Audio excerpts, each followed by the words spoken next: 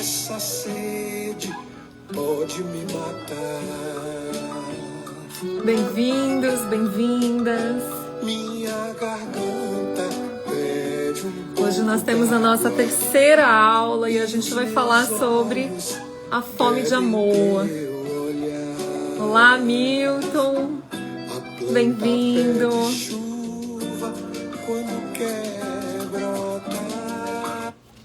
Bem-vindos, bem-vindas.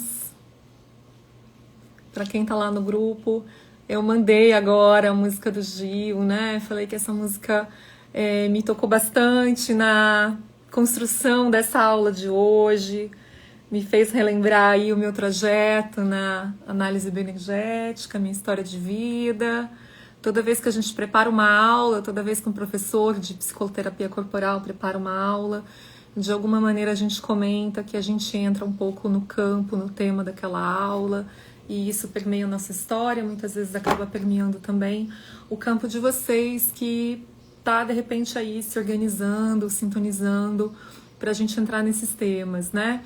E eu digo isso realmente de uma maneira psíquica, de uma maneira inconsciente, muitas vezes, de uma maneira emocional. A gente vai aí entrando em contato com esse tema, as coincidências começam a acontecer, a gente começa a olhar de uma maneira diferente para a nossa oralidade, para a oralidade de quem está ao nosso redor. E é um pouco, assim, esse alimento que eu acho que essa música do Gil traz pra gente. Então, quem tá lá no grupo já recebeu, quem não tá no grupo quer entrar, depois você pode me pedir. Ou então aqui mesmo nos stories, eu acabei postando essa música ali no story, porque eu acho que ela vai conversar um pouquinho com a gente hoje. E hoje, então, nesse encontro, nessa terceira aula, a gente tem aí essa missão juntos, né, juntas, da gente falar desse segundo anel de tensão muscular, que é o anel oral. Mas se vocês estão acompanhando aí a minha linha de raciocínio desde o primeiro dia, eu tô tentando, assim, dar uma pincelada em como a bioenergética, a psicoterapia corporal trabalha com essas couraças, mas estou tentando também ampliar um pouco mais, trazendo para um debate não só ali da base teórica, mas um diálogo um pouquinho mais contemporâneo e principalmente um diálogo com as práticas integrativas e complementares, porque aqui nós temos vários colegas que são terapeutas integrativos. Eu sou uma pesquisadora de práticas integrativas e complementares pelo LAPACES, que é o Laboratório de Práticas Alternativas, Complementares e Integrativas da Unicamp. Estou lá desde 2010. Foi lá que eu fiz o meu mestrado em 2017, 2019, agora eu estou no doutorado. E nesse doutorado, olha que curioso, dialoga muito com a aula de hoje também. Esse doutorado que eu estou fazendo, eu estou trabalhando com o tema de pertencimento, né? Estou trabalhando muito um tema de raça e gênero, que é a branquitude. Estou falando, investigando por que pessoas brancas como eu não se sentem racializadas, né? Como se a gente não tivesse uma raça, a gente se comporte um pouco como se a gente fosse aí um ser universal. E em muitos dos lugares que a gente entra, a gente acaba tendo uma experiência específica de pertencimento. E o pertencimento, ele é um tema. O pertencimento, ele é um tema desse momento do desenvolvimento da criança, ele é um tema que dialoga também com essa necessidade que aparece muito forte nessa idade e que não fica lá, acompanha a gente até os dias de hoje, acompanha a gente aqui na nossa vida adulta. Então quero dar boas-vindas para todo mundo que está chegando, Milton, Mas, que está aqui desde do primeiro dia acompanhando, Renata, Beatriz, Rita, Marialva, Beatriz, Aurora, Ana Karina, bem-vindas, Murilo, Beatriz, muito bem-vindos e bem-vindas. Eu vou fazer aqui um histórico do que a gente começou a falar na segunda-feira bem rápido. É importante até para mim essa organização do resgate para a gente poder linkar com a aula de hoje. E para isso, eu estou o tempo inteiro aqui acompanhando um slide que eu tenho. Depois que termina essa aula, no final da tarde, no início da noite, eu trabalho um pouco nesse slide, tentando colocar no slide um pouquinho do caminho que a gente percorreu na aula e envio para vocês lá no grupo. Eu achei que o material tá ficando bem rico, bem interessante, e a gente vai revisitar esse material que está sendo construído essa semana aqui nessas lives abertas. Eu tenho tido muita vontade da gente trabalhar esse material num grupo gratuito, mas que vai ser fechado, não vai ser aberto. Porque eu acho que tem alguns lugarzinhos que a gente quer entrar, que são lugares que precisam com um pouquinho mais de privacidade, as pessoas também de abrir a câmera, de se colocarem, de se posicionarem. E aí eu gosto de construir esse lugar também fechado, mas vai ser dentro de um momento ainda gratuito, né? Tô aqui fazendo essa convocação, esse convite, para o estabelecimento de um grupo contínuo, gratuito, de estudos de psicorporal. É claro que dentro desse grupo eu vou divulgar o meu trabalho, que é a minha fonte de renda, vou divulgar os meus cursos, mas quem me conhece sabe realmente que o que eu curto aqui é dar aula, eu não vou ficar com aquele bando de estratégia massiva. Aquilo me irrita um pouco e eu espero não reproduzir aquilo o mínimo possível para poder estar com vocês. É um compromisso que eu tô tentando estabelecer aqui. Espero que dê certo, tá? Então vamos lá, gente. Outro recadinho, desculpa. Conversem comigo aqui, por favor. Eu preciso aqui do norteamento de vocês, se vocês estão acompanhando. Obrigada, Ana.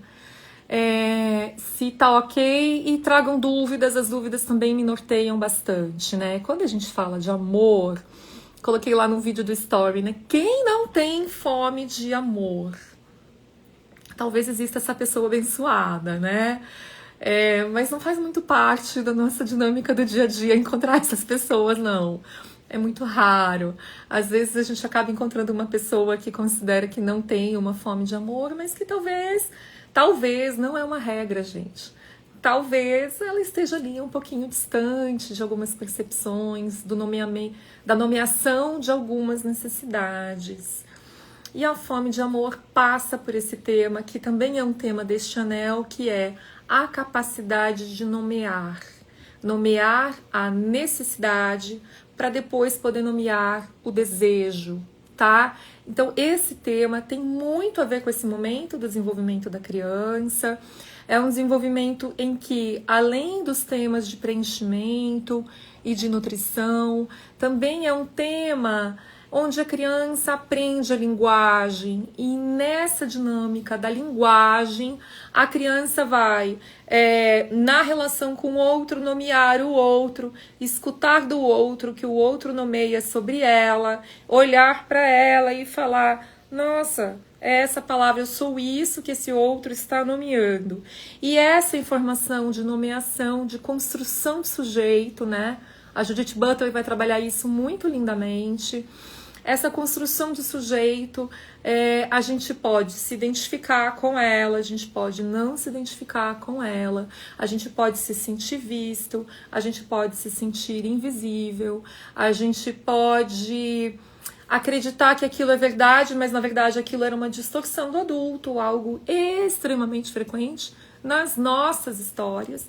Vocês vão ver que eu tento construir aqui uma narrativa com vocês em que a gente está implicado, acontece comigo, acontece com vocês, porque estamos juntos neste caldeirão da vida, e vamos começar a usar uma linguagem que para desnaturalizar que a dor é do outro, né? O trauma é do outro, a sensação de isolamento é do outro. Se a gente olhar aí para nossa sociedade, ela é uma coisa nossa, né? Basta a gente ver aí a dor que está acontecendo agora lá no Rio de Janeiro, né? Aquele episódio absurdamente triste em que a gente vivencia. Não vou entrar nisso hoje, porque realmente eu acho que é um tema que também me pega e eu vou acabar entrando por um outro rumo, mas do como que a gente pode ir olhando e cuidando desse nosso espaço e se perguntando também a partir desse tema: qual é a importância da nutrição afetiva, do amor, para a minha construção de sujeito, para a construção da minha relação com o outro, para as políticas públicas, para que a gente tenha um planeta aí um pouco mais alinhado com aquilo que a gente precisa enquanto humanidade, né? O Reich trabalhou muito dentro dessa lógica. Tem um psicanalista da década de 40, 50, se eu não estiver falando de maneira errada, que é o Erich Fromm. Quem é da psicanálise costuma conhecer a obra dele. Ele tem um livro belíssimo chamado A Arte de Amar. E quando o Erich Fromm ele coloca a necessidade que a gente tem de amor, ele faz essa construção histórica do micro para o macro, e ele chega na necessidade da gente ter responsabilidade com o planeta, não naquela perspectiva de algo longe, distante de mim, que os ecologistas e que o meio ambiente constrói, mas algo que está diretamente aplicado, implicado na minha rotina, no meu dia a dia, com quem está ao meu redor, né? Então a gente vai tendo essa construção de que se eu estou vinculada comigo e se eu estou vinculada com o outro, eu estou vinculada com o meu bairro, eu estou vinculada com a minha cidade, com o meu estado, com o meu país, com o continente, com esse planeta em que eu habito e que participa e retorna para mim a minha nutrição.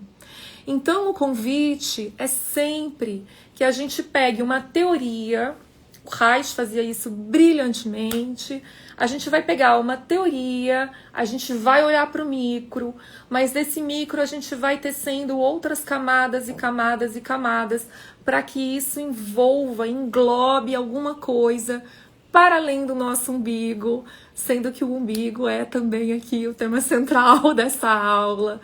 Porque quando a gente fala de fome de amor, a gente também está falando desse momento em que a gente chega no mundo sendo mais ou menos nutrido, né? Cordão umbilical, depois que a gente nasce, os momentos de amamentação, seja pelo peito, seja pela mamadeira, tá tudo ok, tá tudo bem. E logo depois disso, a entrada do alimento e como é que a gente se relaciona também com as nossas fomes e os nossos desejos hoje. E pensando então na construção que a gente está fazendo, primeiro dia falamos do enraizamento, falamos como que o enraizamento ele dá um contorno, uma direção de energia, né? E essa direção de energia faz com que o meu circuito circule, e circulando e conectado com um ponto de referência, que é o chão. A gente usa muito a expressão do chão. Eu tenho esse ponto de referência, onde a partir desse ponto de referência eu me estabeleço, eu cresço, eu amadureço, eu me relaciono, eu vou interagir. Ana, você está perguntando se o umbigo seria a couraça oposta da couraça oral. Não, desculpa se em algum momento passei por isso, foi alguma coisa equivocada. O umbigo ele faz parte, né, da construção da nutrição, que pode ter sido bacana e suficientemente boa, né, como diz o Winnicott, ou não, um pouquinho mais insuficiente. Então, às vezes, a nossa necessidade de nutrição pode ser até um pouquinho anterior e a gente não conseguiu, às vezes, fazer todo o resgate que a gente deseja fazer. E tá tudo bem, gente, tá na vida também é passar por isso, tá? Então vamos lá, passamos pelo primeiro dia, pelo enraizamento. É muito importante a gente entender enraizamento também para entender a aula de hoje. Uma coisa tá muito costuradinha na outra, né? No segundo dia, a gente falou, né, da tensão ocular e como que essa tensão ocular, ela não só é importante de ser compreendida ali pelo momento do nosso nascimento, né, no aniquilamento, nos primeiros meses, não só ali, mas como é que isso vai se relacionando com a nossa vida adulta e como isso dialoga de uma maneira linda com a nossa sexualidade, a maneira como a gente se olha, né, olha para o nosso corpo, olha para o nosso prazer, olha para os nossos genitais, como é que a gente lida com isso. Então os olhos não é algo, uma etapa que fica travada, parada lá no passado, não. A gente carrega essa história aqui e a partir dessa história que a gente carrega aqui, eu posso ver e posso não ver o que está na minha cara. Então a gente está abordando aqui essas camadas, né? E fazendo esse gancho, então, nessa aula de hoje, eu quero começar essa aula de um jeitinho um pouco diferente. Eu tenho um slide aqui que me norteia um pouquinho. Eu vou colocar algumas perguntas para direcionando. Fábio, as outras aulas estão gravadas, elas estão disponíveis por enquanto no Instagram. Elas vão ficar disponíveis no Instagram e dentro do grupo, tá? De estudos.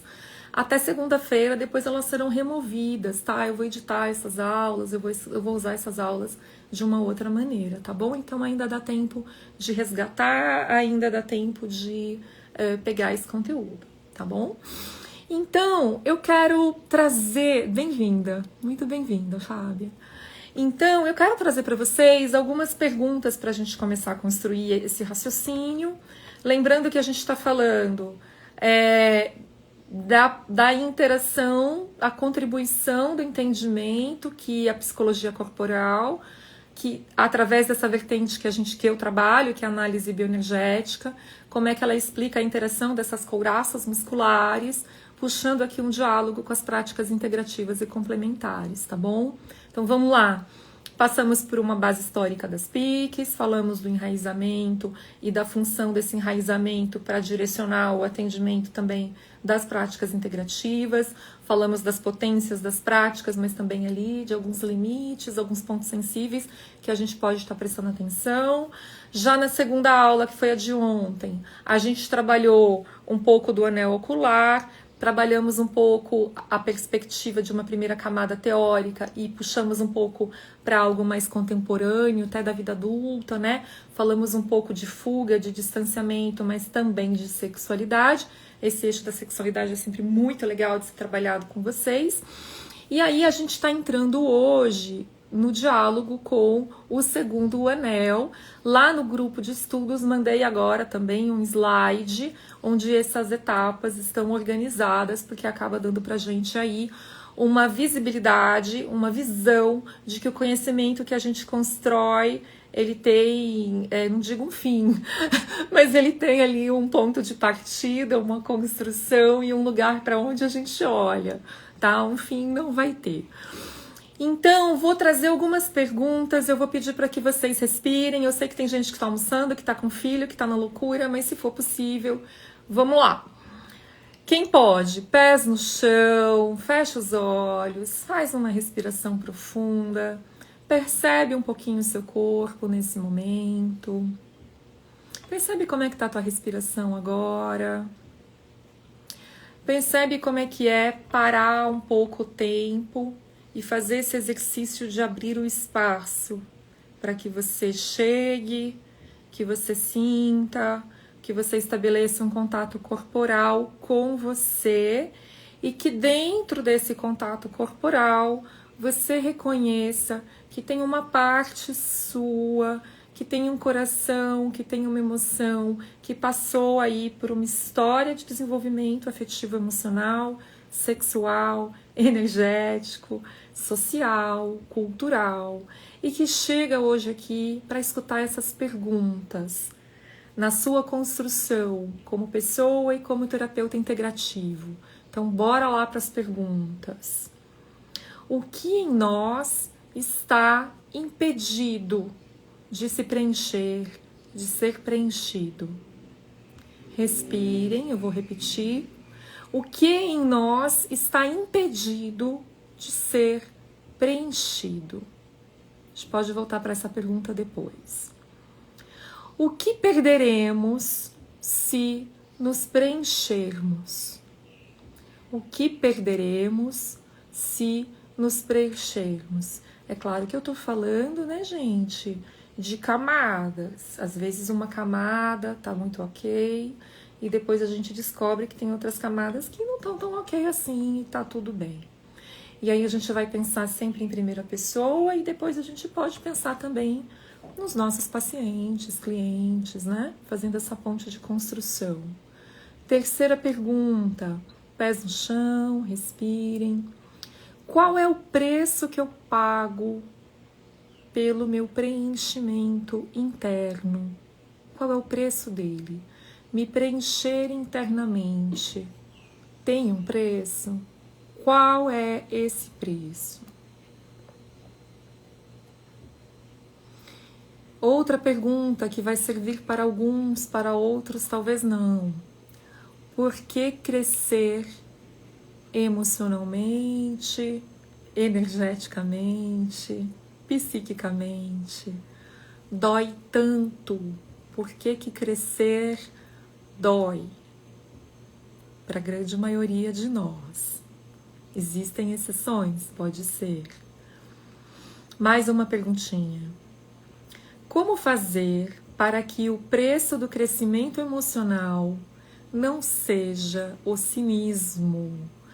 Ou seja, estou crescendo, não preciso mais de você, não preciso mais de ninguém, sou autossuficiente, independência é ser autossuficiente. Então, estou chamando aí dessa palavra cinismo, né? Eu posso ter pegado um pouco pesado com a escolha da palavra, mas como fazer para que o preço do crescimento emocional não seja o cinismo? Talvez, uma hipótese que a gente possa pensar, talvez o cinismo não seja tão maduro assim, né? Mas ok, vamos seguir. Como as práticas integrativas e complementares trabalham com o preenchimento emocional e energético? Como o seu trabalho atua como um preenchimento emocional, um preenchimento energético? Seja você fisioterapeuta, médica, psicóloga, terapeuta integrativa holística, reikiana, astróloga, como que o teu trabalho atua promovendo preenchimento emocional e preenchimento energético?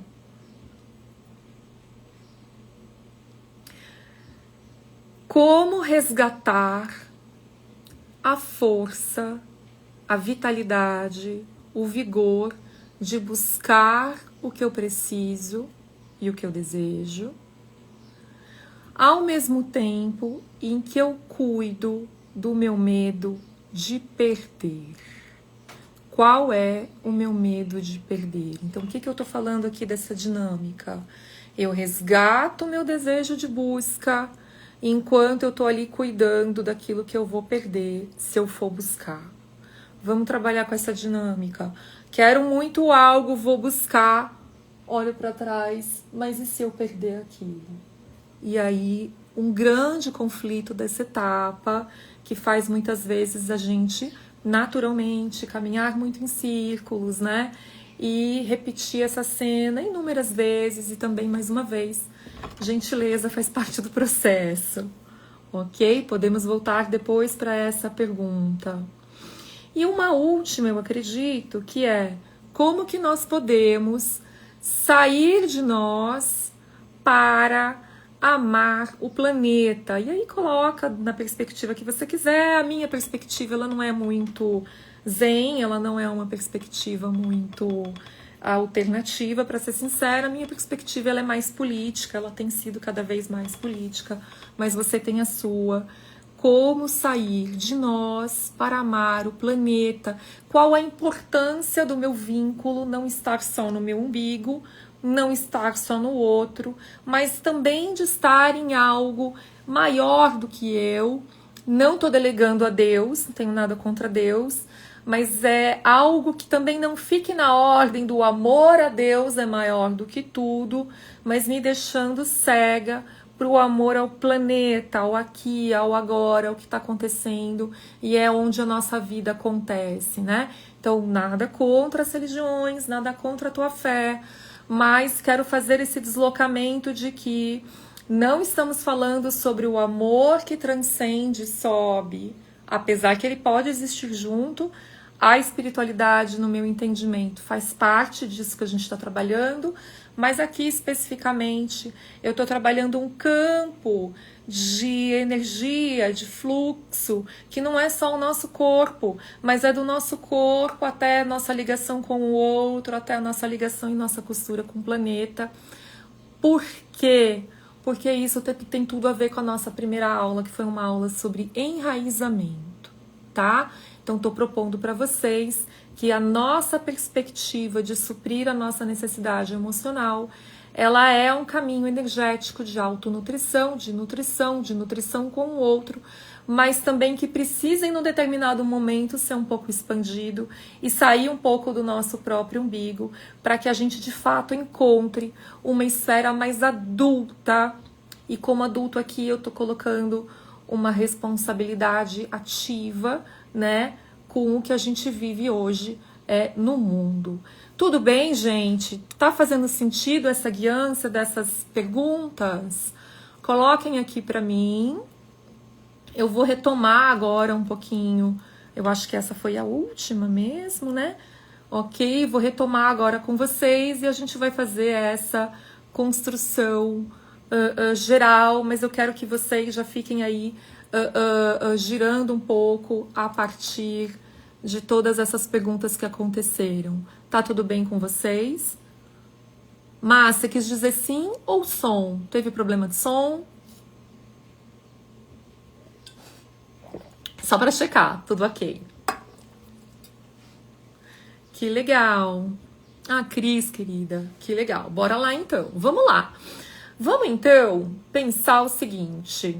A gente está trabalhando com a perspectiva de que as práticas integrativas dialogam com a gente nessa unidade funcional, de que de alguma maneira, algumas mais, outras menos, elas não são iguais, elas são muito distintas entre si, mas que elas vão trabalhar com aspectos de nutrição, de integração corporal, energética e emocional, fazendo essa construção da unidade funcional que o Reich fala tão bem e que a gente traz aqui como um norte para o nosso trabalho, né?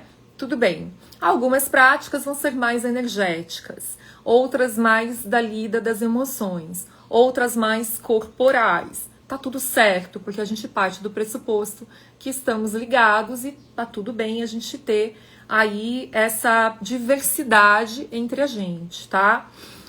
Quando a gente está falando do enraizamento, eu estabeleço um circuito de ancoramento na Terra para que a minha energia tenha direção. Sem raiz, é mais provável que a direção do fluxo de saúde vital do meu próprio corpo fique um pouco disperso. Do ponto de vista físico-corporal, se eu estou sem raiz, eu não tenho o meu sistema proprioceptivo postural alicerçado, construído numa arquitetura a partir do chão para estar em pé na nossa vida adulta. Tudo bem? Então, eu dependo desse enraizamento na perspectiva corporal, emocional e energética. Tendo este fluxo, estou sendo alimentada.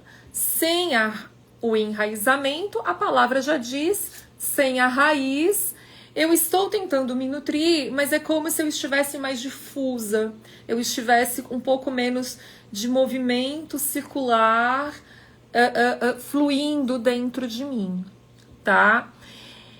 Esse movimento que fica difuso, ele tem uma tendência de atuar em algumas camadas, em algumas áreas do corpo, mas de às vezes ficar com um fluxo de energia que não é tão bem distribuído pelo corpo todo. Tanto a gente pode pensar corpo todo como algumas partes do corpo recebem menos energia vital, até porque são áreas do corpo que estão mais contraídas, mais tensas, mais comprimidas. Lembrando que a coraça, quando a gente fala da coraça, é uma contração crônica que precisou existir, mas que ficou fixa, então algumas partes do corpo estão mais contraídas, esse aporte energético vital é diminuído. A representação disso no corpo é que são áreas do corpo que, se a gente for fazer um teste sensorial, a nossa sensibilidade pode estar diminuída. o nosso equilíbrio motor pode estar um pouco alterado, a amplitude da articulação pode estar um pouco bloqueada, o movimento pode estar mais curto, pode estar mais tenso, enfim, várias consequências, né? Então a gente falou dessa segunda camada e aí a gente fez ontem essa construção de que essa nutrição ela também precisa ir para uma camada muito mais profunda do corpo, que é uma camada que pega essa primeira base de construção, que é o fundo dos olhos, a minha coluna vertebral, que é o que vai me estruturar na vida, mas essa musculatura fina em volta da coluna, que desce pela coluna e precisa receber esse aporte energético e precisa receber no sistema neurológico, motor, proprioceptivo, a minha sensação de que tenho coluna, né? Sentados aí onde vocês estão, ou caminhando, ou no carro, tenho coluna, eu não estou desabada de mim. Eu tenho um tônus que me sustenta na vida, que me organiza para o movimento que eu preciso fazer. Ele pode não ser totalmente rígido e ele pode não ser totalmente molinho. Ele pode ter um movimento de pulsação nessa coluna que me direciona para a vida. Oi, Mari, querida, saudade, obrigada. Marta, bem-vinda. Terra Cura, não sei quem que é, mas muito bem-vindo também. Vamos lá, então a gente está trazendo esse sistema energético e a gente trouxe essa camada mais profunda da vida, né? De nutrição. E essa camada mais profunda da vida, ela é do corpo, ela é uma camada que está muito ligada à nossa capacidade de pulsação, né? Se a gente está falando de pulsação emocional, pulso energético, mas a gente também está falando de pulso corporal. Vocês estão percebendo que o tempo inteiro eu estou tentando costurar essas camadas entre uma e outra, para que a gente comece a construir esse raciocínio da integração desse corpo, como diz meu antigo terapeuta da interação do organismo, não do corpo, né? O organismo como um todo pulsando, né? Se a gente for hoje estudar pela osteopatia, o nosso sistema neurológico, por exemplo, tanto central, principalmente central, ele recebe ali uma nutrição de um líquido, né? E esse líquido, ele nutre, né, as raízes dos nossos nervos que estão saindo pela coluna, e ele dá pra gente ali, quando ele tá com uma viscosidade legal, ele dá uma rapidez, uma boa condição nutritiva para que o nosso sistema nervoso recebam as informações daqui e levem para o corpo, né? Ou quando ele começa a ficar mais espesso, mais viscoso, esse tipo de condução atrapalha, pode dar dores corporais mais crônicas, alguns estudos estão vinculando isso com a fibromialgia. Então, o que eu estou trazendo para vocês? A gente precisa, em alguma instância, pulsar.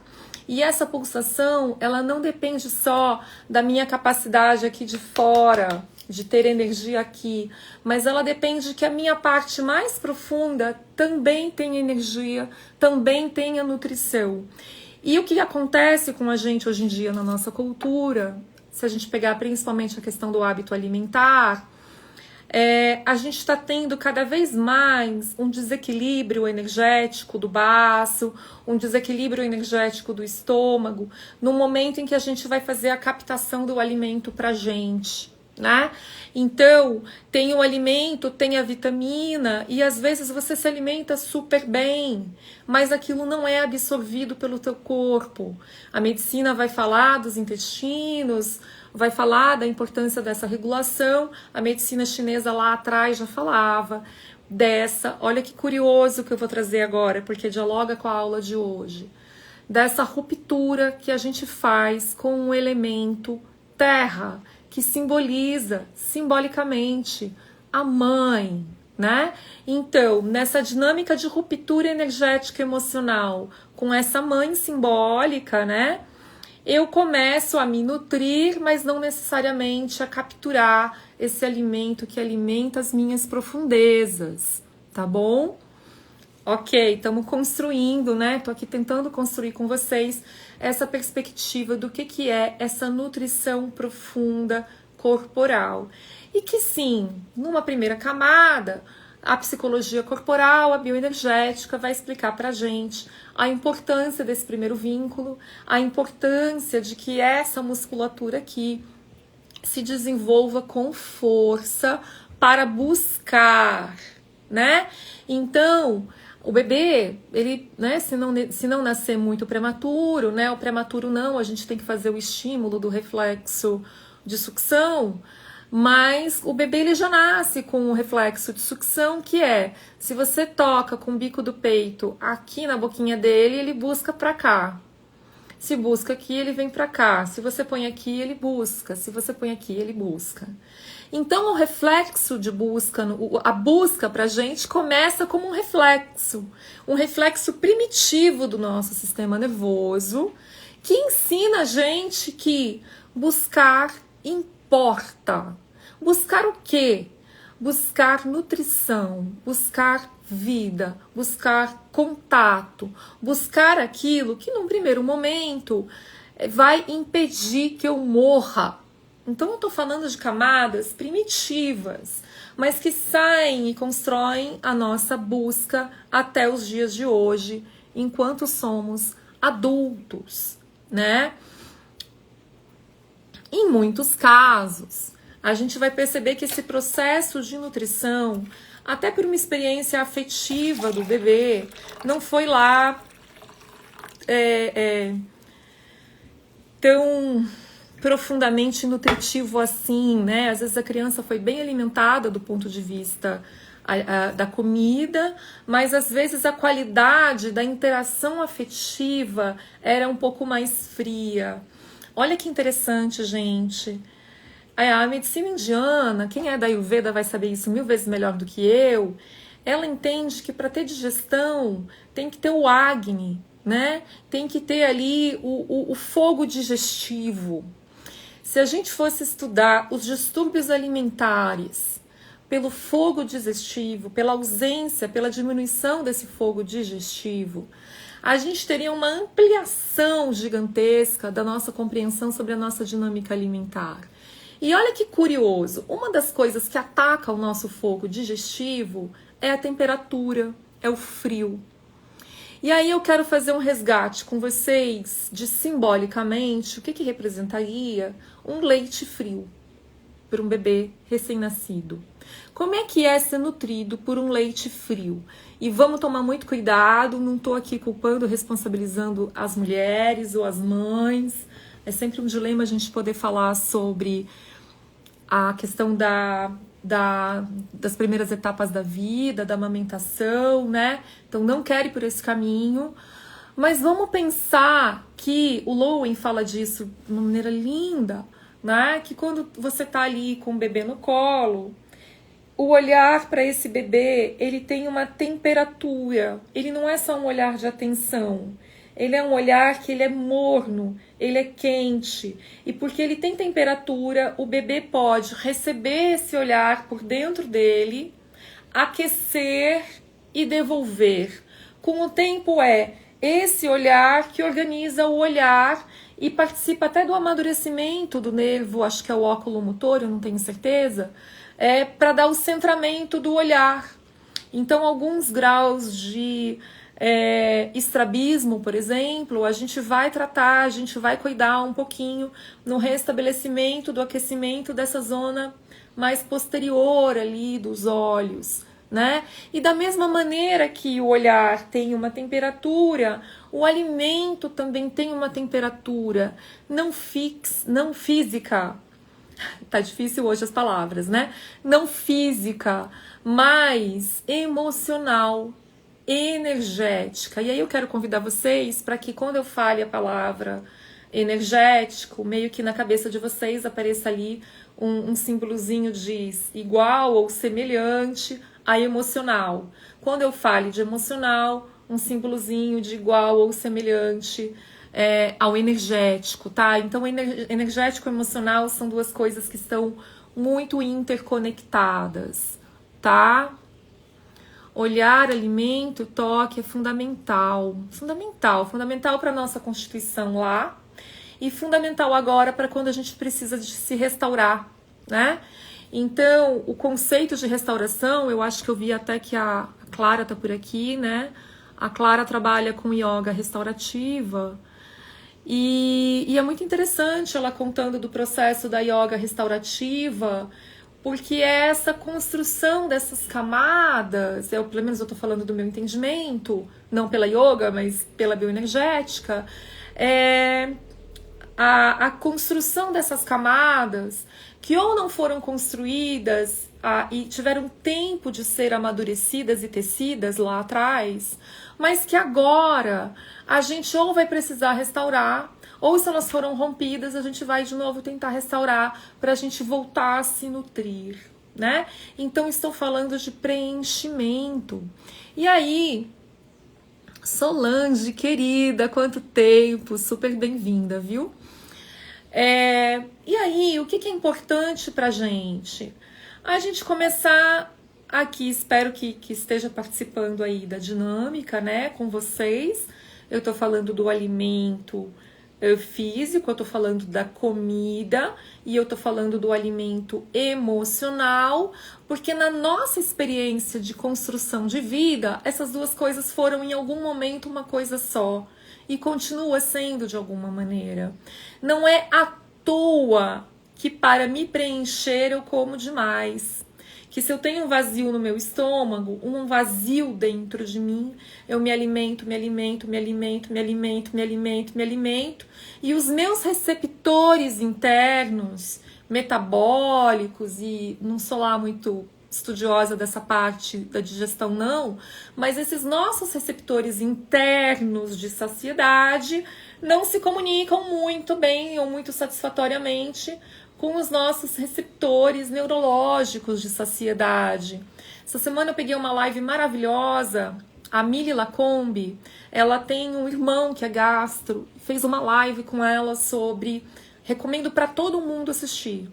Ele fez uma live sobre obesidade, as canetas emagrecedoras, e eles foram dialogando o que é essa construção da saciedade. Eu acho que aquela live ela é importante para todas as pessoas, para todo mundo entender um pouco como é que funciona essa fisiologia, que é essa fisiologia da saciedade. E ali ele traz esse tema comum de muitas pessoas que trabalham com alimentação, que é a diferença entre fome e a diferença entre apetite.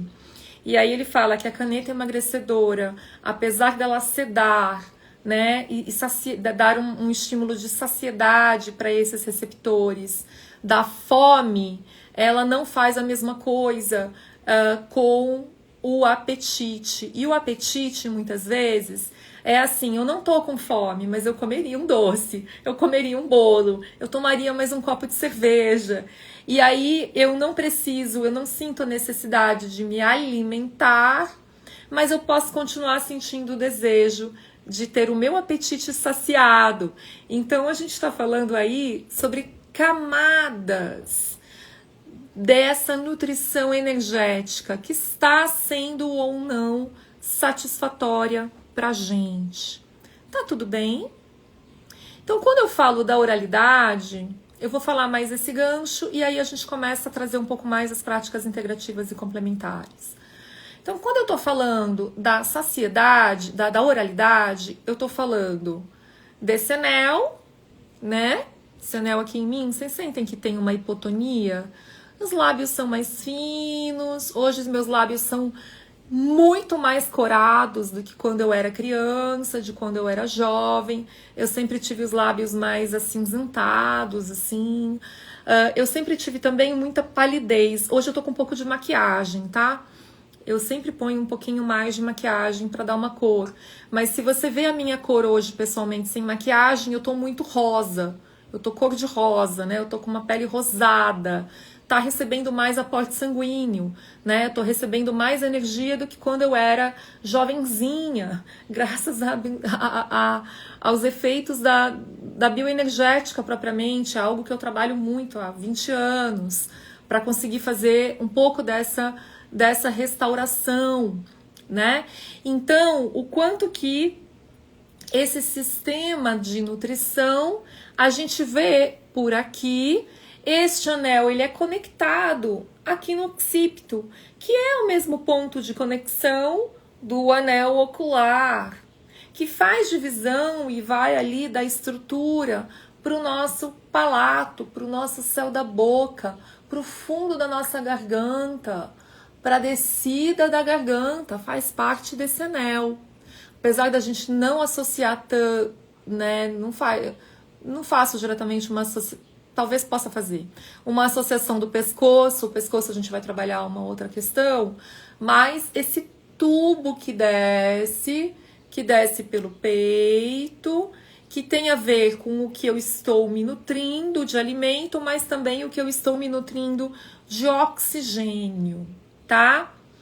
Quando a gente vai para a medicina chinesa mais uma vez, a nossa nutrição energética adulta, o nosso chi de vida, ele é composto pelo chi do papai e da mamãe na hora da concepção, e depois que a gente nasce, pelo chi da mamãe, pelo cordão umbilical ao longo da gestação, e depois que ele nasce, esse chi vai ser composto pela minha qualidade energética, emocional, física, da nutrição do alimento e do ar, tá?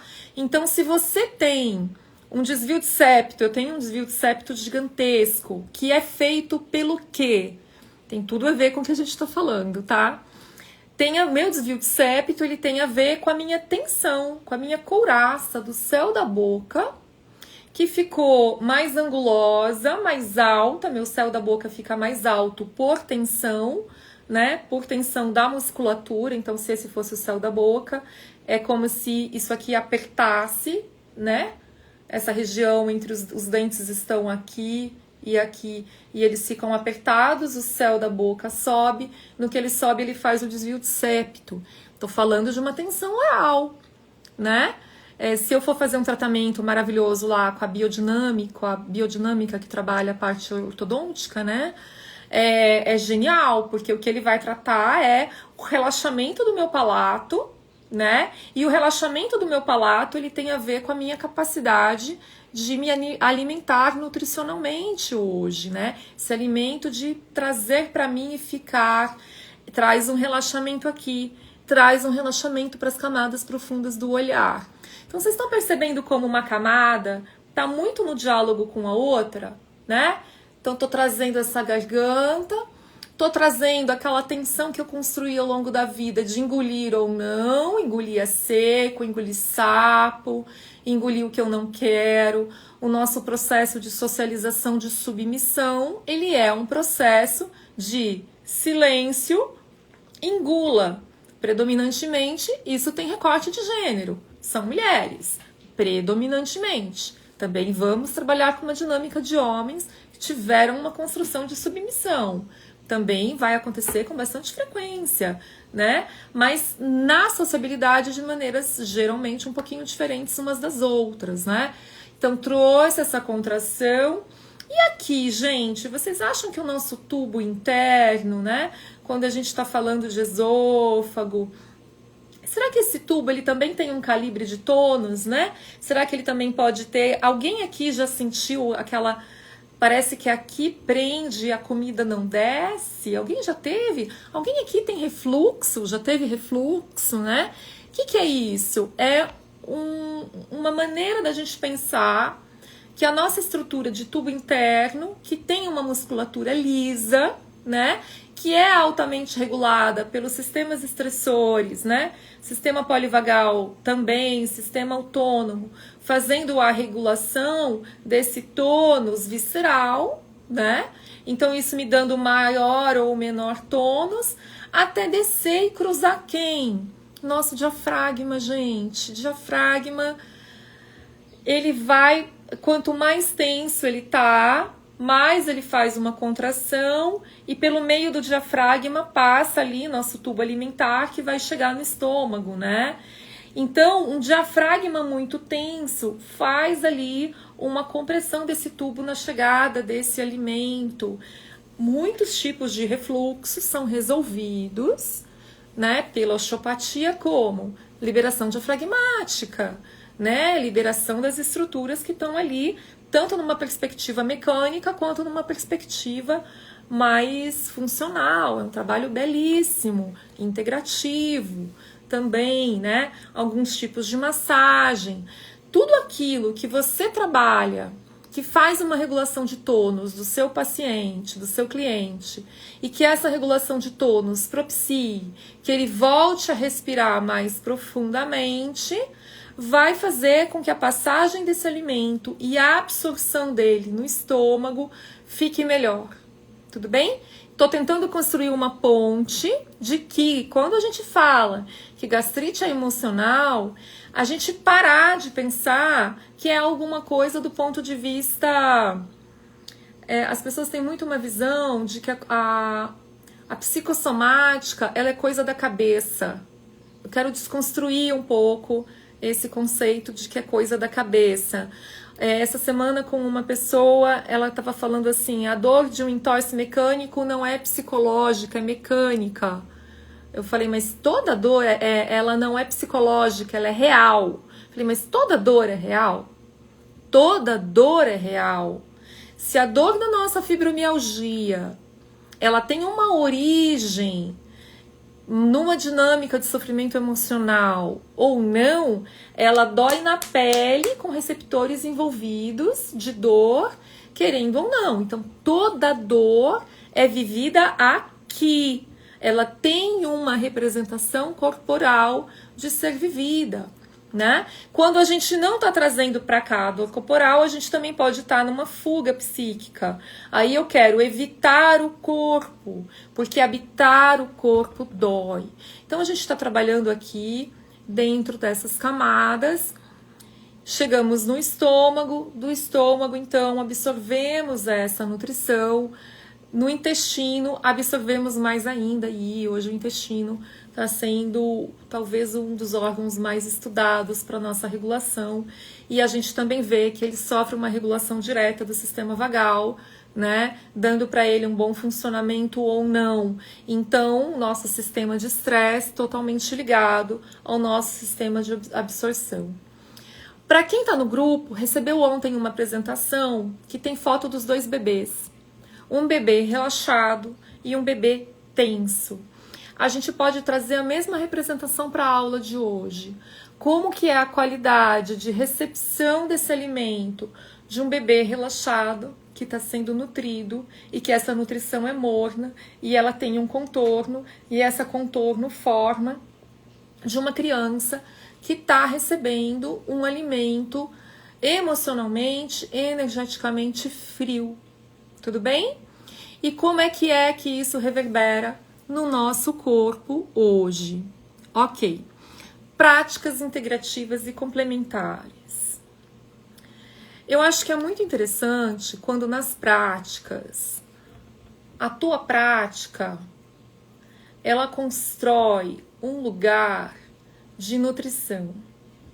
Quando eu abro a perspectiva de corpo, tem uma emoção que habita corpo, que tem uma circulação de energia, que habita corpo, e aí eu não estou negando que a gente possa ter inúmeras outras circulações de energia extracorpóreas, né? Não estou negando isso de maneira nenhuma, pelo contrário, uma coisa se conecta com a outra, mas aqui, como analista bioenergética, estou trazendo o corpo físico. Como que esse corpo ele pode receber essas camadas profundas de nutrição, né? Como que um reiki pode ser aplicado e numa pessoa que está com uma carga baixa, que emocionalmente, psiquicamente teve uma dificuldade pela história de vida de receber essa nutrição que realmente dá estrutura interna. Ela vai para uma sessão de reiki, talvez ela até sinta no corpo dela essa sensação de vazamento de energia, como se ela nunca conseguisse se carregar o suficiente, como se o tônus dela sempre tivesse um pouco molinho demais para que ela vá, avance, realize, atue, direcione, né? Tá sempre aqui um pouco molinha demais. E aí ela recebe uma sessão de reiki e ela sai com um sistema nutrido, né, corada, vitalizada, energizada, e aí quando ela energiza, ela faz o estabelecimento da conexão dela com o desejo de busca, com o desejo de vida. Peguem aqui esse gancho que eu acabei de fazer. Precisamos de um grau suficientemente satisfatório de energia vital para ter desejo de busca. Tá fazendo sentido essa frase? O nosso paciente, quando chega no nosso consultório muito deprimido, ou você, se vive um momento de extrema desvitalização física, emocional, pode ser ou não uma depressão, é muito importante que a gente recarregue o corpo energeticamente, emocionalmente, para a gente dar uma acordada no nosso sistema, que a gente fale, nossa, voltei a ter desejo de busca. Lembra que eu expliquei o desejo de busca do bebê pela sucção? A gente tem que restaurar a nossa capacidade de buscar o que a gente quer. Aqui, né? Aqui. A gente precisa que o nosso corpo saia de uma experiência predominantemente de colapso, de desvitalização, e ele comece a ficar carregado, só o suficiente. Estamos falando de organismos que têm uma quantidade de carga um pouquinho abaixo, tá? Estamos falando de construção de carga, né? O bebê nasce com uma carga, vai construindo. Quando ele tá lá com uma determinada idade, ele já tá ali bem parrudinho, bem fortinho, né? É isso que a gente tá buscando na gente também. A gente precisa ter um mínimo. Por isso que é tão delicado, gente, o burnout. Porque o burnout é quando a gente ultrapassa a nossa capacidade de se recuperar do cansaço. E a gente sai de uma síndrome de cansaço e vai para aquilo que a medicina chinesa chama de síndromes de exaustão, né? Na síndrome de exaustão, não é sobre descanso. É sobre o restabelecimento, a reconexão com esse meu sistema profundo de nutrição. E isso requer qualidade nutricional, qualidade de tempo e qualidade de espaço para que isso possa ser restabelecido. Requer também qualidade de segurança, porque eu preciso de um espaço e um tempo maior de segurança para que o meu diafragma volte a pulsar suficientemente bem, fazendo uma massagem no meu estômago, puxando o ar, trazendo o ti do ar, captando o ti do alimento, me nutrindo e me colocando para circular. Então tá fazendo sentido essa construção que a gente está fazendo? A Cris comentou assim, hoje tem dados que mostram um aumento de câncer de intestino das pessoas. Tem, a gente pode pensar em muitas questões, né? E aí eu nunca, né, Cris, você sabe disso, né? Que você já tá lá há bastante tempo estudando com a gente. Mas só para trazer aqui, porque tem pessoas chegando agora, a gente nunca vai traçar um paralelo direto, né? Câncer, tal causa emocional, a bioenergética não faz isso, tá?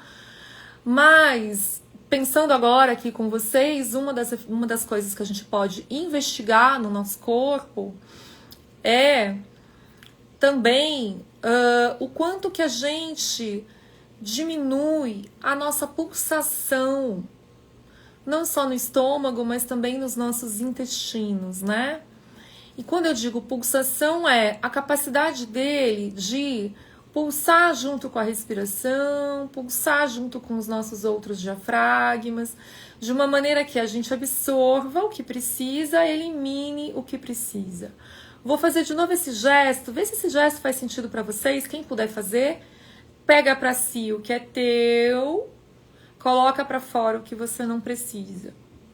Pega para dentro o que é teu, coloca para fora o que você não precisa. Quem puder fazer o gesto simbolizando um pouco o que é trazer para dentro o que você precisa, Mas igualmente importante, como é que é colocar para fora o que você não quer. Então, simbolicamente, a gente vai fazer isso quando a gente faz a nossa busca, a busca pelo que eu quero, mas não é qualquer coisa que eu quero. Eu sou uma criança suficientemente nutrida para saber o que é bom ou não. E deste bom ou não, eu escolho uma coisa e não escolho outra. Tudo bem? Dá pra gente levar isso para o nosso campo afetivo? Eu coloquei, a gente tá quase encerrando, eu coloquei o nome da aula de hoje como fome de amor, e a gente falou pouco desse amor adulto, né? Principalmente amor erótico, romântico, né? A gente quase não falou sobre isso. Mas vamos só fazer essa costura antes de encerrar, pode ser? Ana, você está perguntando, né? Quantas sessões são necessárias para essa revitalização? Ah, você está falando do burnout. Ana, às vezes, é tão delicado esse tema, não tem uma resposta objetiva para você. Eu sinto muito. Porque vai depender de como é que a pessoa tá, mas também de qual que é o espaço que ela vai encontrar de restabelecimento.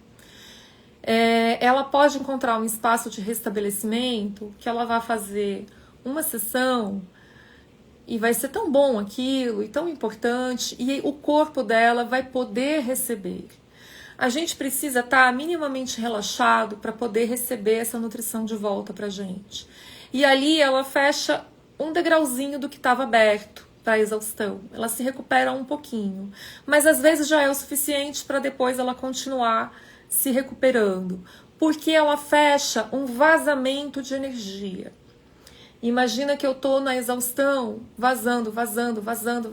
Eu faço coisas, mas não me restabeleço. Eu faço coisas e eu não me restabeleço.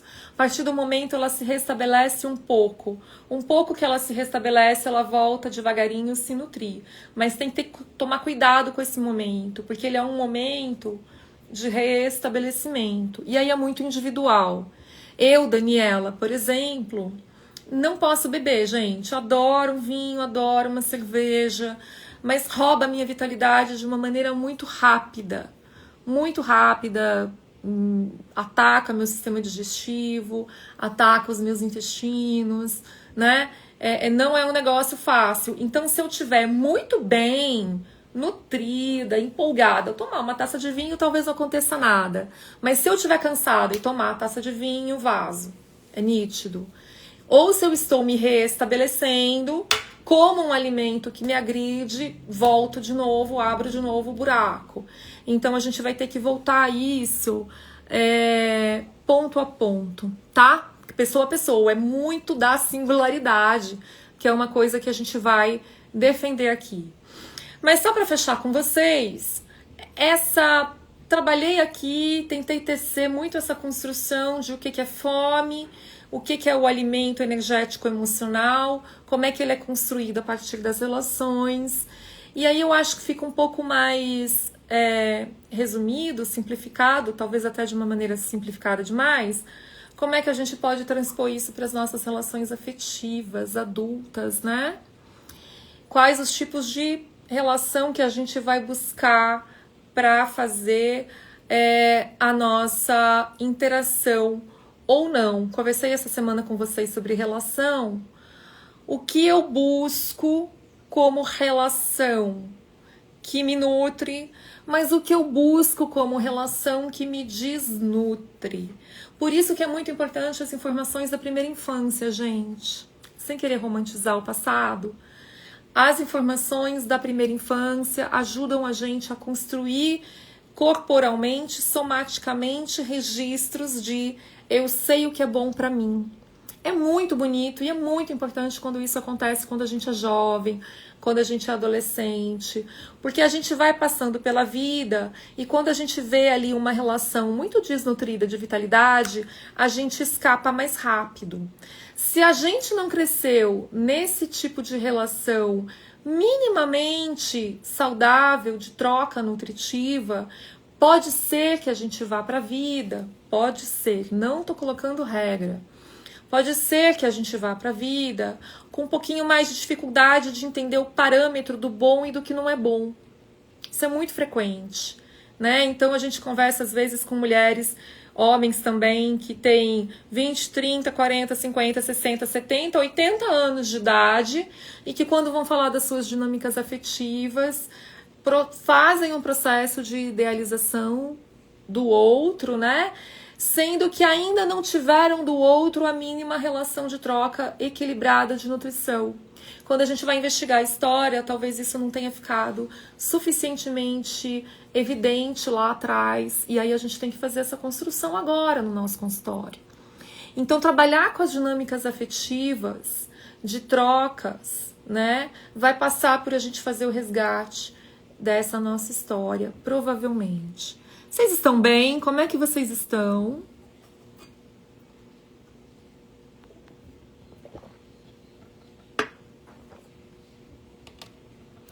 Obrigada, Ana. Obrigada, tá?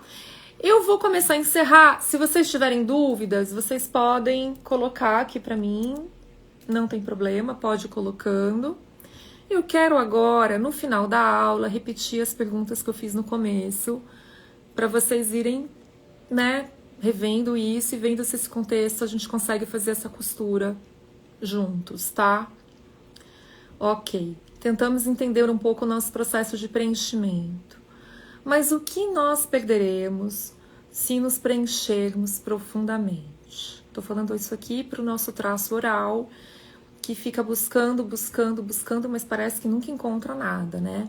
O que perderemos quando encontrarmos? O que perderemos quando a gente, no momento em que a gente consiga, de fato, o preenchimento? Qual é o preço que eu pago para o preenchimento interno?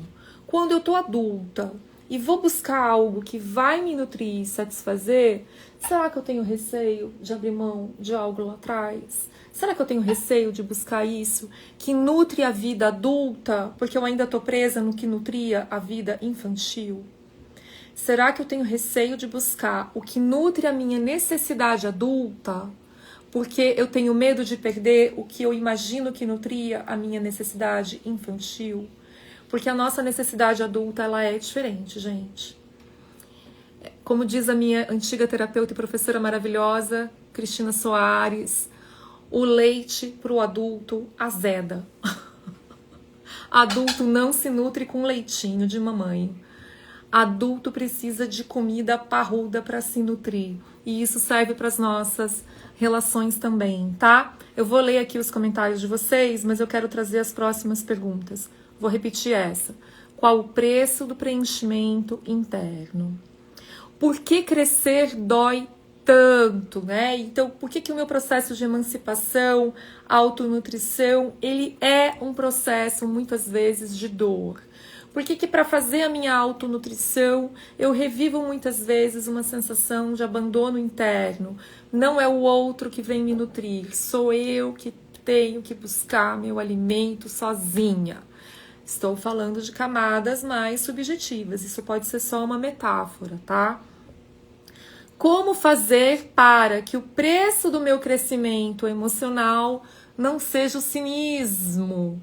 Então, né, é uma crença nossa, né, de que se eu endureço meu coração, estou imbatível para a vida, ninguém mais vai me ferrar. Mas daí eu começo a personalizar uma vida na escassez. Como eu fico identificada que amor, relação amorosa é ferida, porque eu tive na realidade essa experiência, não é coisa da minha cabeça, tá registrado no meu corpo. Mas quando eu fico identificado com isso, eu posso muito bem escolher e em algum grau, às vezes é fundamental que a gente escolha fechar o nosso coração, é o tema de amanhã, fechar o nosso coração para que a gente se proteja em algum lugar. A questão acontece quando esse fechamento dura muito tempo e a gente escolhe como modelo de vida uma escassez emocional, uma escassez energética, uma escassez alimentar. Porque lembrem lá o que eu acabei de falar, na escassez na subcarga de energia, eu não consigo ter energia suficiente para me conectar com o que eu preciso e o que eu desejo. Eu paro antes, tem uma desistência do meu corpo antes, tem um colapso do meu impulso, do meu reflexo de busca antes. Talvez uma das coisas do nosso desafio como terapeuta e terapeuta integrativo seja essa, né? De chegar, de entender como que a nossa prática integrativa e complementar, ela contribui para que essa pessoa que vem procurar suporte encontre mais vitalidade para que ela faça a busca do próprio desejo. Porque quem restabelece não é o terapeuta, é o paciente, mas o terapeuta acompanha. O terapeuta vai se propor a estar caminhando lado a lado, né? E essa é a construção da emancipação afetiva e emocional. Vou acabar de ler aqui e vou com vocês. Como as PICs trabalham, acabei de falar, com o preenchimento emocional e energético, como resgatar a força, a vitalidade, o impulso, o desejo, o tônus muscular de buscar e cuidar ao mesmo tempo do medo que eu tenho de perder, né? Quando eu vou ganhar maturidade para saber que para eu buscar o que eu estou precisando como adulta e me preencher como adulta, talvez eu tenha que perder algumas outras instâncias da minha vida. E isso às vezes vai ser parte da realidade. Mas, mas como é que eu tenho a sensação de que é ok pagar esse preço para fazer o que eu preciso fazer por mim? Essa é uma chave que eu acho bem importante, né? E aí, pra gente emendar no final, e aí eu vou ler a mensagem de vocês. Como sair de nós? Eu preciso estar minimamente suprida de mim, da relação com quem está perto de mim, com o outro, da minha comunidade próxima, da minha rede de apoio. Hoje em dia, a rede de apoio é o que está salvando todo mundo, para que a gente possa também ter uma visão maior de qual que é a nossa implicação nessa vida, implicação nesse planeta. Então, só para trazer que da mesma maneira como eu preciso de uma quantidade de energia para me vincular ao desejo de busca, eu preciso que isso amadureça para que eu vincule com a minha implicação nessa vida. São camadas de conexão com a vida que vão sendo amadurecidas e conectadas a partir desse tópico. Fez sentido com as práticas integrativas e complementares? As práticas integrativas atuam com isso? O que vocês acham? Obrigada, Ana. Obrigada, Aurora, Cris, Solange. A Ana perguntou sobre o manejo para a melhora do refluxo e do desvio de septo. O desvio de septo eu não vou entrar agora. Ele é algo, em algumas instâncias, talvez até um pouquinho mais estruturado, Ana. Mas não tem problema se tiver estruturado, porque mesmo quando a gente tem algo estruturado e rígido no corpo, isso pode voltar a receber um suporte de energia suficientemente legal. Isso volta, a gente volta a retornar com a percepção, com a neurosensibilidade. O organismo, ele sempre é muito restaurativo, então tá tudo bem, tá? Do refluxo, uma das coisas que eu falei pra gente trabalhar é o relaxamento da respiração, é o aprofundamento da respiração de maneira natural, não pelo esforço. E isso acontece quando a gente está seguro, que é o nosso diafragma relaxa. Quando a gente está seguro, o diafragma relaxa, porque a gente pode encontrar nossa pelve, nossas pernas, nossos joelhos, nossos pés e nosso chão. Então tem todo esse tema a ver com a segurança, o restabelecimento da segurança. É um processo. É um processo. É uma aula que eu dou sem garantias. É angustiante, mas é sem garantias. Legal, gente. Perguntas potentes. Realmente é uma chave excelente. Pessoal, vamos lá. Amanhã, então, é a nossa quarta aula. A gente vai trabalhar a peito aberto, com um belo ponto de interrogação. Eu até tinha errado no grupo, né? Eu tinha colocado que essa aula é hoje, perdão, essa aula é amanhã. Eu tinha, não sei porquê, um ato falho, pulado o tema da oralidade. Eu percebi ontem à noite, tá bom? Então, que bom que deu tempo aí da gente recuperar, porque eu acho que é um tema importante pra gente construir amanhã essa relação do peito aberto, falar de sexualidade e falar como é que as PICs também... A minha intenção, quando eu falo das PICs, é da gente dar um contorno pro entendimento de energia, beleza? Eu acho que é um pouco por aqui, tá bom? Por favor, divulguem esse conteúdo. Meu Instagram ele não tá entregando ainda, eu fiquei muito tempo com ele parado, tá? Então, por favor, se você aproveitou essa aula, se ela pode chegar até alguém e contribuir com a vida de alguém, me ajude a compartilhar. Na sexta-feira eu vou trazer para vocês alguma proposta, tanto do grupo aberto de estudos, quanto de fazer um aprofundamento dentro dos cursos de couraças musculares. Mas isso daí é papo para sexta-feira, tá bom, gente? Vamos estudar até lá, tá? Beijo grande aqui no coração de vocês e até a próxima. Até amanhã, meio-dia. Quem não entrou no grupo, entra lá. Uma boa tarde para todo mundo, gente. Obrigada aqui pela presença de vocês.